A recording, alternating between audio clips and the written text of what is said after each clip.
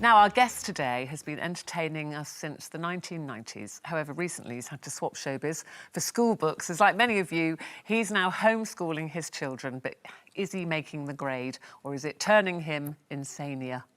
Got it? Clue, clue.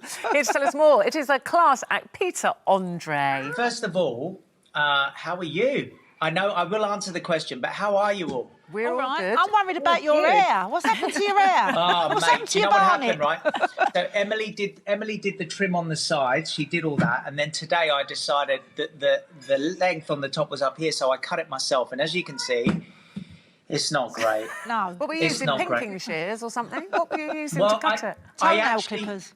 as my daughter told me, Millie, she said, "Dad, why are you using craft scissors?" I just found them in the other room. You got to make do in these situations. I have to say though that it's been an interesting time. It's been a challenge, but like I always say to people, I got given the long straw because really, in what everyone else is having to deal with, me being at home, it means I can go and make a coffee when I need to make one. I can.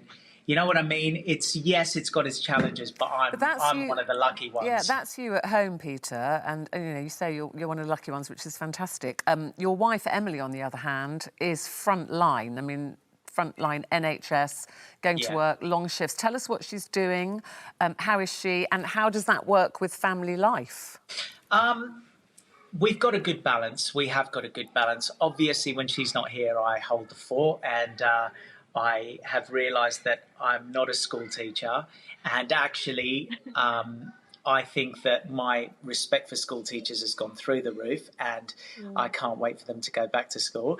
But actually at the same time, when Emily is home, because she obviously doesn't work 7 days a week, when she is home, she's full on. So I might do all the cleaning and the cooking and everything's full on when she's not here. And then when she comes home, I'll say to her, why don't you go and rest for a few hours? And she doesn't want to. She wants to cook. She wants to bake. She's just, she's a really good person. I'm a very lucky guy, and I know that.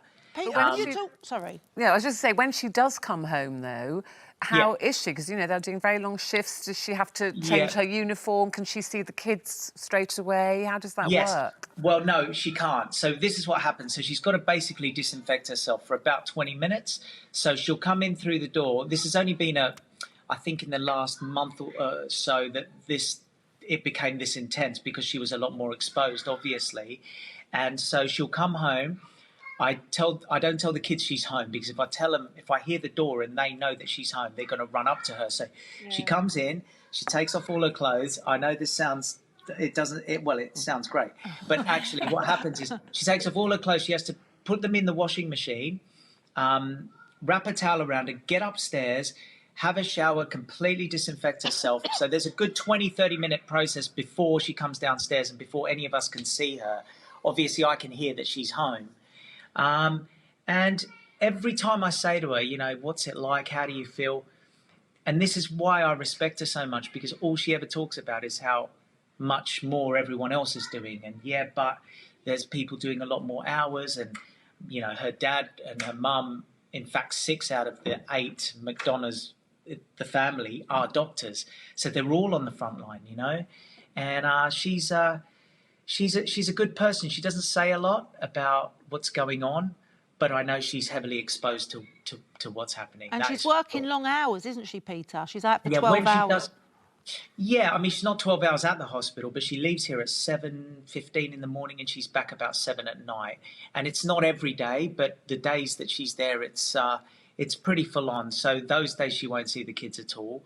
But, it's a bittersweet situation, isn't it? It's bittersweet. Peter, when she does come back, does she then say to you, so what have the kids been like with the schoolwork? Does she check that their homework's done and all that kind of thing? My wife has learned to trust me. There comes a point in the day, I kid you not, at about 3 o'clock where I think, if she walks in now, she's going to have heart failure. The place is a tip, but then by some miracle, I do a quick little prayer and I make the house look fantastic within about 45 minutes to an hour. So if she walks in, she thinks that the house is all peaceful, and I'm thinking, you have no idea what happened. And she doesn't have social media. So, Peter, yeah. What are you going to take from this life in lockdown? What have you learned about yourself? I've learned I'm not very smart at homeschooling. I've learned that I'm actually a better cook than I thought I was, so that's one positive. But the main thing I've learned is that we're never going to get this time back.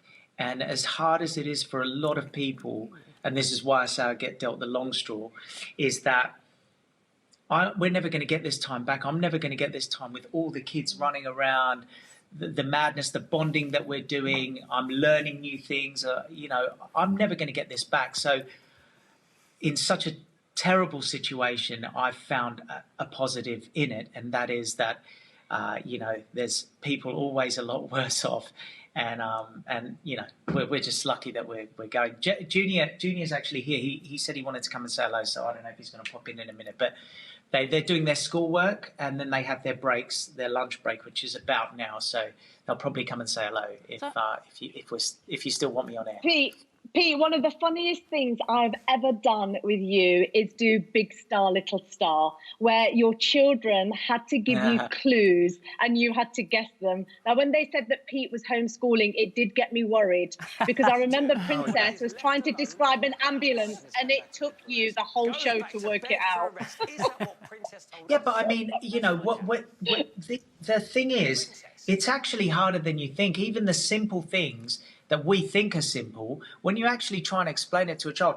My child just asked me, Theo, when he was sitting here, he just asked me what this speaker was. And I had to explain to him that sound comes out of it and that it's not an ear. It's not an ear, so sound's going in and coming out. He had no idea what I was talking about. Even then I explained it wrong, because sound doesn't come out of the ear, it goes in the ear. Do you see what I mean? It's complicated. Yeah. It's complicated. What was it somebody said the other day about the worrying thing is going forward, the country is going to be run by people who've been homeschooled by their parents? Yeah, that is true. Hello, Princess. Hello, darling. Hello, how are you, Junior? You all good? I'm good, how are you? We're very well, darling, thank you. We're just talking to Dad about homeschooling, which is, I think he's finding a little tricky. If you had to grade him, like imagine you're the teacher now, if you had to grade him, A to E, for his tutorials and how he's getting on teaching you, what would your grade be? Before you tell him, do you want that PlayStation? What do you think, Princess? How's he doing? Yeah, he's good. He's just not very... Yeah, I am. OK, good, thanks. Lovely seeing you, my darling. Why don't you go and make yourself a nice before sandwich? you go? What grade, then? A, B, we're C? C on the list. C. C. D, E. C could improve. Yeah, room for improvement. She'll try better. Yeah. That's not bad. That's not bad. Well, listen, lovely to see you. That's coming from my 14-year-old who's like, I'm saying like all Monday. Yeah, get back to your schoolwork, you two. Get back to your schoolwork.